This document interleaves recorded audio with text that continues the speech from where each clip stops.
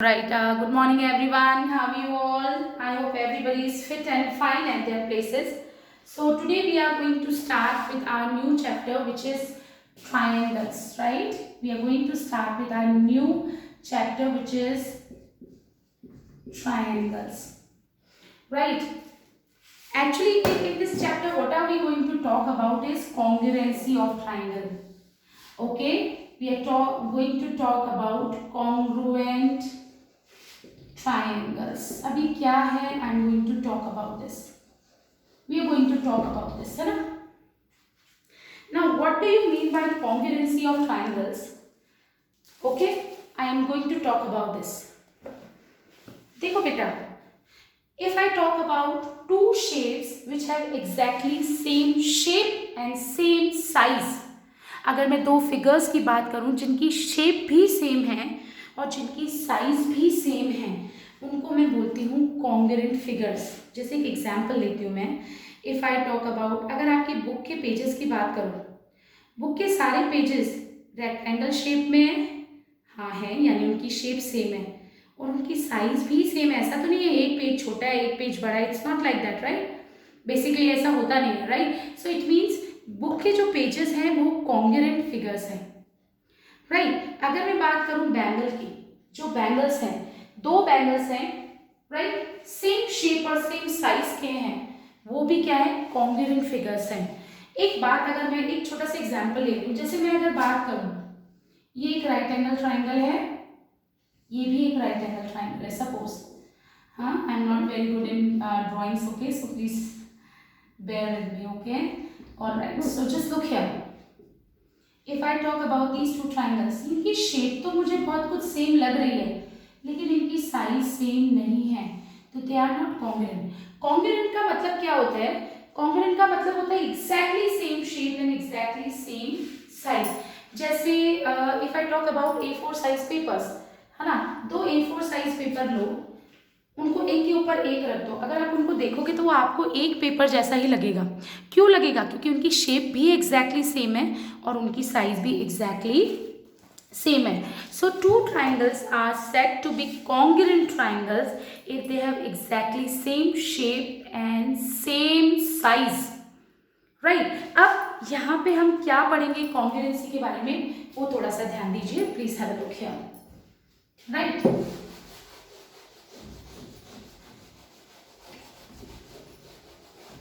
देखो, अब अगर मैं बोलती हूँ कि अभी हम रूल्स पढ़ेंगे कि कैसे हम ट्राइंगल को पता करेंगे कि वो कॉन्ग्रुएंट है या नहीं है, right? So we are going to discuss that also, but उससे पहले मुझे कुछ डिस्कस करना है आपसे. अगर मैं बोलती हूँ कि हाँ मुझे दिखाई दे रहा है कि एग्जैक्टली सेम शेप है और एग्जैक्टली सेम साइज है, इसका क्या मतलब होता है? इसका मतलब उनकी साइड्स इक्वल होंगी, उनके कॉरस्पॉन्डिंग एंगल्स भी इक्वल होंगे. थोड़ा सा इक्वल बना लेती हूँ इसको, कोशिश कर रही हूँ इक्वल बनाने की. Suppose these two triangles are congruent, तो सबसे पहले मैं दिखाऊंगी कैसे कि दोनों ट्राइंगल कॉन्ग्रुएंट है मैथमेटिकली. मैं बोलूंगी triangle ABC is congruent to triangle DEF, है ना? ये जो साइन मैंने बनाया है इसको मैं क्या बोलूंगी? This is what this is congruency sign. Okay, this is what this is congruency sign. This is a wavy, मतलब देखो कुछ नहीं है, ये दो इक्वल्स टू के दो horizontal lines and then a wavy line. Okay, it's like this. So this is congruency symbol. अगर मुझे दो ट्राइंगल्स को कॉन्ग्रुएंट शो करना है then I can use triangle ABC is congruent to triangle DEF. अब इसका क्या मतलब होता है? मैंने तुम लोगों को बोला कि दो ट्राइंगल कॉन्ग्रुएंट है अगर उनकी एग्जैक्टली सेम शेप और साइज है. इसका मतलब उनकी साइज भी इक्वल होगी और उनके एंगल्स भी इक्वल होंगे. अब आप वो कैसे करोगे? Just look here. अगर मैंने इन दोनों ट्राइंगल को कॉन्ग्रुएंट बोला है तो I am going to see 1-to-1 correspondence between their vertices. इसका क्या मतलब है? A कॉरेस्पॉन्डिंग होगा D के, B कॉरेस्पॉन्डिंग होगा E के, अभी बता रही हूँ क्या बोलना चाह रही हूँ, C कॉरेस्पॉन्डिंग होगा किसके? F का. इसका क्या मतलब है? इसका मतलब ये है जो हमारी साइड AB होगी वो DE के इक्वल होगी, मेरी जो साइड होगी BC वो EF के इक्वल होगी, और मेरी जो थर्ड साइड है AC will be equals to D F. यानी ये ए बी और डी ई इक्वल होगी, बी सी किसके इक्वल है मेरी, ई एफ के equal, and A C is equals to D F. ये बहुत इंपॉर्टेंट चीज है। जब आप ट्राइंगल्स को लिखते हो कि वो कॉन्ग्रुएंट है, आप जब उनको नेम करते हो, if you name these two triangles like A B C is congruent to triangle D E F, इसका मतलब ये जो वर्टेक्स है, ये वर्टिसेस हैं, 1 to 1 कॉरेस्पॉन्डेंस होगा। मतलब A कॉरेस्पॉन्ड होगा D के, B is corresponding to E and C is corresponding to F। यानी मैं बोलूंगी AB किसके इक्वल है, तो AB DE के इक्वल है, BC किसके इक्वल है, EF के इक्वल है, AC is equals to DF। That's what I am going to do. Alright, so अब कैसे हम ट्राइंगल्स को कॉन्ग्रुएंट प्रूव करते हैं, क्या होता है, that's what I am going to discuss now. Okay, I want every one of you to be attentive. अब मैंने साइड्स की बात कर ली, एंगल की भी बात कर लेते हैं। It's very easy. हमारा एंगल ए किसके इक्वल होगा, डी के इक्वल होगा। एंगल ए और एंगल डी, देखो 1 to 1 correspondence, angle A is equals to D, B किसके इक्वल होगा, ई के, and C is equals to F. Is that clear? तो जब तुम अभी पढ़ोगे क्राइटेरियाज, एक्सियम्स कि कैसे हम दो ट्राइंगल्स को कॉन्ग्रुएंट प्रूव करते हैं, तो ये चीज़ बहुत इंपॉर्टेंट होती है। ठीक है, इसका मतलब भी अभी समझाऊंगी, कुछ टर्मिनोलॉजी भी I am going to discuss with you, है ना। CPCT तुम लोगों ने देखा होगा, बहुत जगह लिखा हुआ है, इसका क्या मतलब है ये मैं क्वेश्चन लेके तुमको समझाऊंगी। ओके, सो सबसे पहले क्राइटेरिया, आप कैसे चेक करोगे कि दो ट्राइंगल्स कॉन्ग्रुएंट है ना, कैसे कहोगे कि, अच्छा इस चीज को क्या बोलते हैं कि मैंने बोला ए बी डी ई के इक्वल है, B C is equal to E F, A C is equal to D F, और एंगल ए डी के इक्वल है, बी ई के इक्वल है, और सी एफ के इक्वल है। What do you call this? इसको हम बोलते हैं CPCT, corresponding parts of congruent triangles. इस चीज को हम क्या बोलते हैं? CPCT, corresponding parts of a congruent triangles. Corresponding parts of congruent triangles, not we are talking about two triangles, right? Okay, so let's just discuss.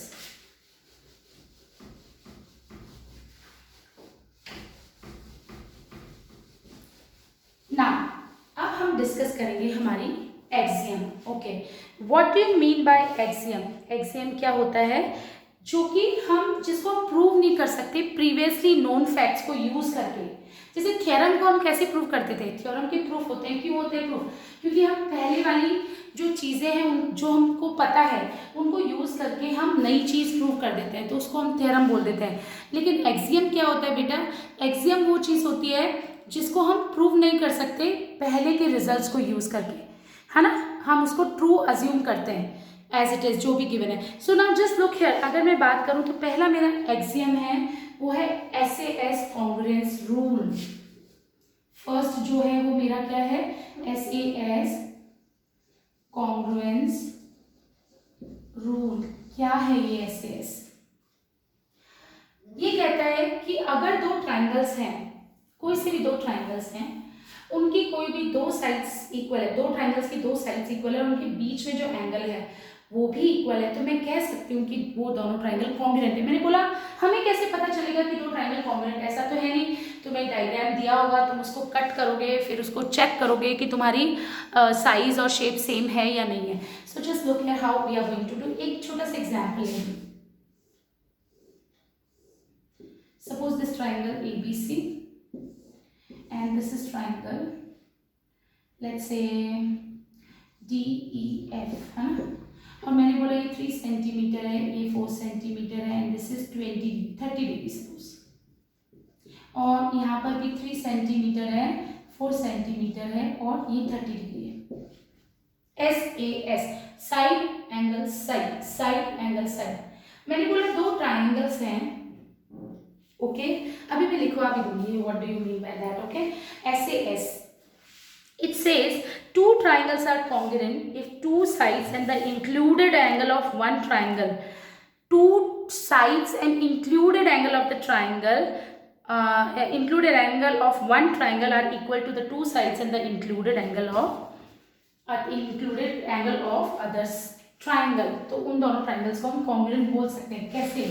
देखो, तुमको कुछ इक्वल दिखाई दे रहा है, हाँ मुझे इक्वल दिखाई दे रही है ए बी और डी एफ, फिर मुझे इक्वल दिखाई दे रही है ए सी और डी ई, और उनके बीच में एक एंगल। देखो यहाँ पे इस ट्राइंगल की बात करूँ तो मैंने दो साइड्स की बात की, ए बी और ए सी की, ए बी और ए सी की, और उनके बीच में एक एंगल है 30 degree, angle A is equal to 30 degree, और यहाँ पे भी एंगल डी भी हमारा 30 डिग्री है, यानी मैं लिख सकती हूँ angle A is equal to angle D is equal to 30 degree.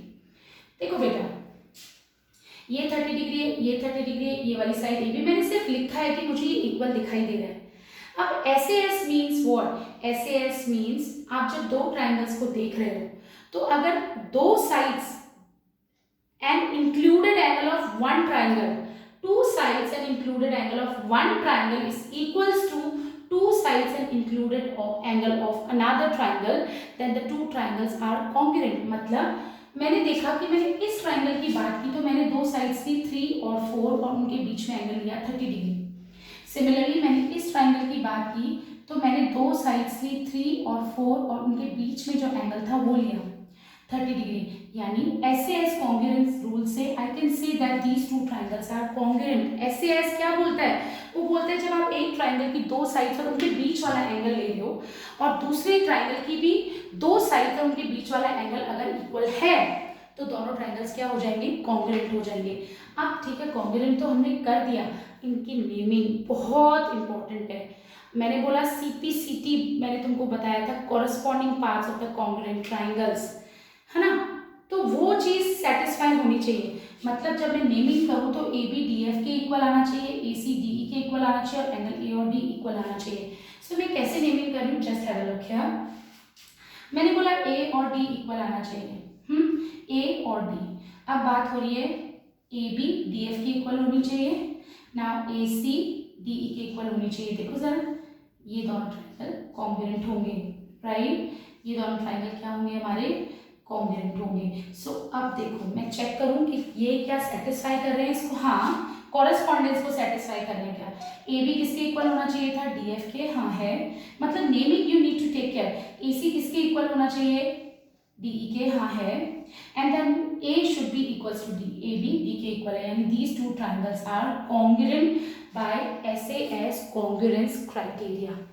ये क्या है? SAS congruence criteria. So just giving you the statement, what do you mean by? बेटा प्लीज आप इसको इस तरीके से समझेंगे, आपको बहुत अच्छे से समझ आएगा।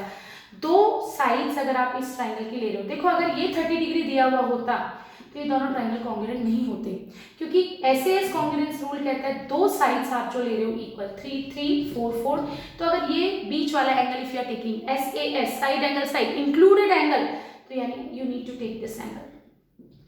ओके, ये 30 डिग्री होगा तभी दोनों ट्राइंगल कॉन्ग्रुएंट होंगे। फिर जब आप नेमिंग करते हो तो आपको कॉरेस्पॉन्डेंस का ध्यान रखना पड़ेगा। AB DF के इक्वल है तो AB should be corresponding to DF, AC should be equals to DE and angle A is equals to angle D, है ना? Now just look here, now SAS congruence rule का statement I am just giving it to you. It's there in your book, but still I am just giving you. Two triangles are congruent. SAS congruence rule says two triangles are congruent if two sides and included angle of a triangle is equal to two sides and included angle of another triangle.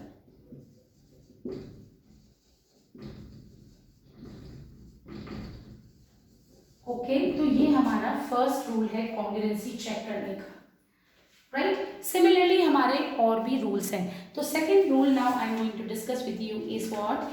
ASA congruence rule. वो हमारी theorem है, यानी हम उसको prove भी कर सकते हैं। So next is what? ASA।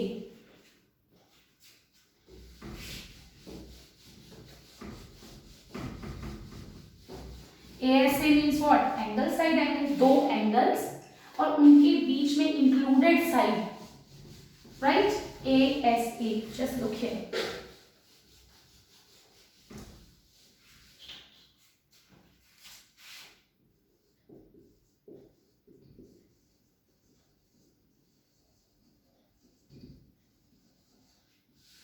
जैसे नेम सजेस्ट कर रहा है, बहुत छोटा सा एग्जांपल ले लूं, फिर क्वेश्चंस करोगे तो समझ आ जाएगा।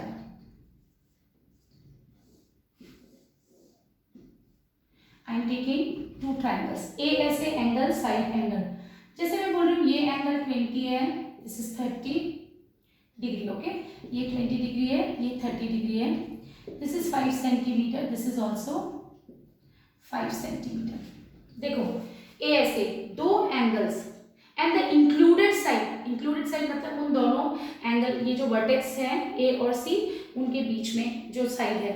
अब देखो यहाँ पर भी these two angles, this is 20, this is also 20, this is 30, this is 30, और इनके बीच वाली साइड ये इक्वल है।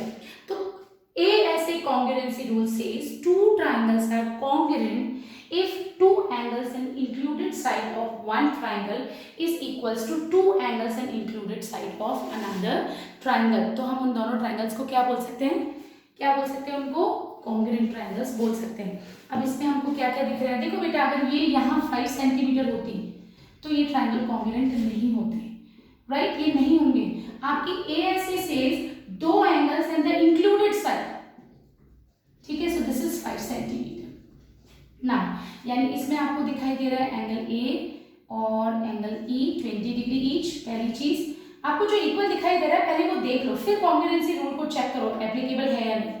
सो angle C is equals to angle F 30 degree and then we have AC is equals to EF 5 centimetre. अब check करते हैं congruency rule. ASA, दो angles, इस ट्राइंगल को देखो, पहले तुमने ये दो एंगल्स लिए और इंक्लूडेड साइड ली, हाँ, क्या तुमने यहाँ पर भी यही किया है, हाँ, ये दोनों एंगल्स लिए, इंक्लूडेड साइड लिए। तो पहले लिख लो कि जो इक्वल है। So by what, ASA congruence rule. अब नेमिंग बहुत इंपॉर्टेंट है, कॉरेस्पॉन्डेंस A और E साथ साथ, क्योंकि A और E इक्वल होंगे, C और F, राइट। अब AC और EF, ठीक है। अब देखो ये तो हो गया कि A E के इक्वल है, हाँ दिख रहा है, C F के इक्वल है। अब अपना AC B ये हो जाएगा B, यहाँ पे E EF तो बच गया थर्ड एंगल D, यानी ये दोनों ट्राइंगल्स हमारे कॉन्ग्रुएंट है। Is that clear to everyone? Okay, now हमारा, so okay, I'm just writing it what ASA rule says. So ASA says two triangles are congruent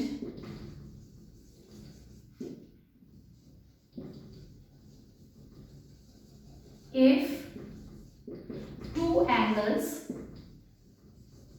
right, if two angles and included side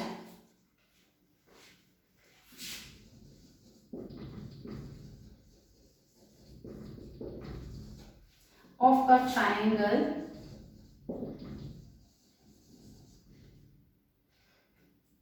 of one triangle is equals to two angles and included side of another triangle. Is that clear?